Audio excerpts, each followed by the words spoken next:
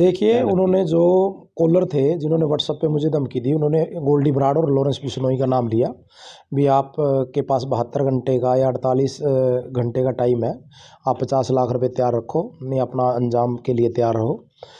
तो उसके लिए हम आज एसपी साहब से भी मिले और ये इंक्वायरी CIA 2 प्रतीक जी के पास चली गई है। तो ये लगभग सुबह के करीब फ़ोन आया था उनका, जब मैं घर पे ही था, जब उन्होंने कॉल की, व्हाट्सएप कॉल थी, तो उस पर कुछ हमारी चैट भी हुई, बातचीत भी हुई, आपस में बहस बसाई भी हुई, हमारी गाली गलौच भी हुई आपस में। तो उसके बाद फिर उन्होंने कहा कि भी हम शाम को आपको वीडियो कॉल पे बड़े साहब से अपने बात कराएंगे, तो आप तैयार रहना। तो अब तक का घटनाक्रम यही है। और इससे पहले भी कई साल पहले भी मेरे ऑफिस में गोली चल चुकी है और 2018 में भी कुछ लड़के पकड़े गए थे मोहन नगर से, शार्प शूटर थे जिन पे 120 भी लगी। उन्होंने भी मेरा नाम लिया कि भी हमारे को अशोक के लिए सुपारी मिली थी, पैसे मिले थे। तो उसका भी केस का ज़्यादा खुलासा नहीं हुआ और ना गोली वाले का आज तक पता लगा। अब ये तीसरी घटना है, देखो अब प्रशासन इसमें क्या कार्रवाई करता है, इंतजार रहेगा प्रशासन। तो जिस तरह से धमकी आपको दी गई या कॉल की गई, उनकी लैंग्वेज कैसी थी? हरियाणा लैंग्वेज थी या कोई जो दाऊद वाली लैंग्वेज? नहीं, देखो उसमें पहले तो जो फर्स्ट बोला वो पंजाबी लैंग्वेज थी, जिन्होंने उसका नाम लिया गोल्डी बराड़ का। और दूसरी जो अब जब हमारी बातचीत शुरू हुई तो उसके मेरे भाषा हरियाणवी टंग की वजह से समझ में नहीं आई। फिर कोई हरियाणवी में मेरे से बात की, उनके साथ जो लड़का था कोई भी था, उसने फिर हरियाणवी में बात की। क्या बोला उसने? क्या बोला? उसने ये कहा कि आप अंजाम के लिए तैयार रहना, नहीं 50 लाख रुपए दे दो। तो फिर मैंने ये कहा भाई ऐसे है कि पेड़ थोड़ी लगा रखा आपने यहाँ भी तोड़ के दे दूँ। और दूसरी बात यह है कि ना मैं आपसे हफ्ते का टाइम मांग रहा, मैं अभी मिल लो मेरे से, आप हफ्ते क्यों इंतजार कर रहे? फिर कहते नहीं आपके पास 48 घंटे का टाइम है। वहाँ टाइम भी तुम खुद ही दे रहे, मैं तो वहाँ चाहिए नहीं टाइम, मैं तुम अभी मिल लो वहाँ।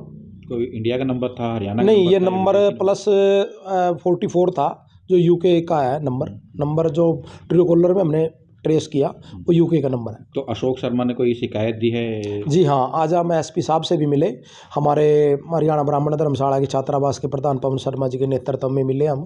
काफ़ी व्यवसायी लोग भी थे। और अगर ये कार्रवाई उचित तरीके से नहीं आगे बढ़ती या कार्रवाई में कोई ये इनका स्ट्रेस नहीं किया जाता तो हम बड़े आंदोलन के लिए भी तैयार हैं, राजनीतिक स्तर पर भी, धार्मिक स्तर पर भी, और शहर के प्रबुद्ध बुद्धिजीवी वर्गों को लेकर एक बड़ा आंदोलन भी किया जाएगा इसको लेकर।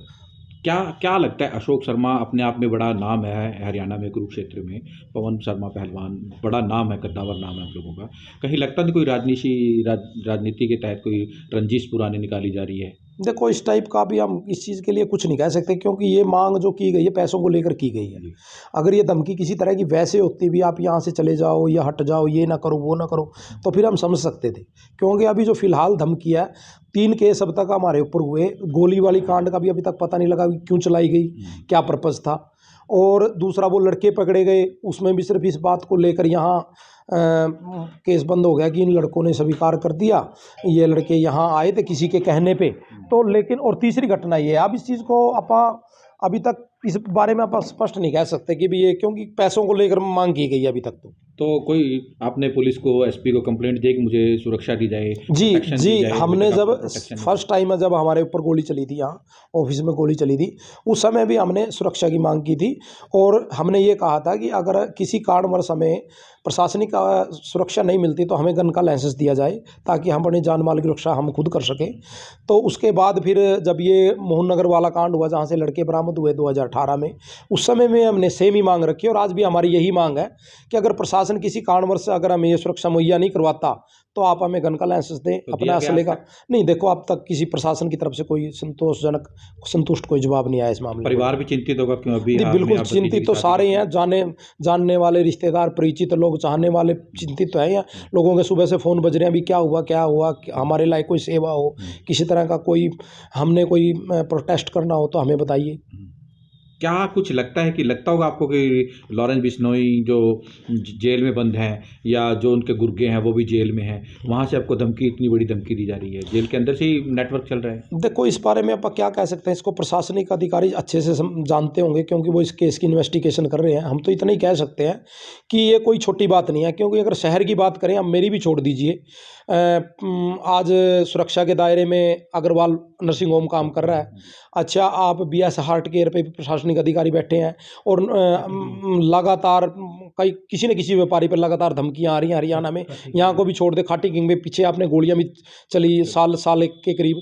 तो मतलब लगातार अगर इन घटनाओं को देखें तो अब ज़रूरत है मेरे हिसाब से कि यूपी की तरह कार्रवाई प्रशासनिक अधिकारी करें तो बढ़िया रहेगा।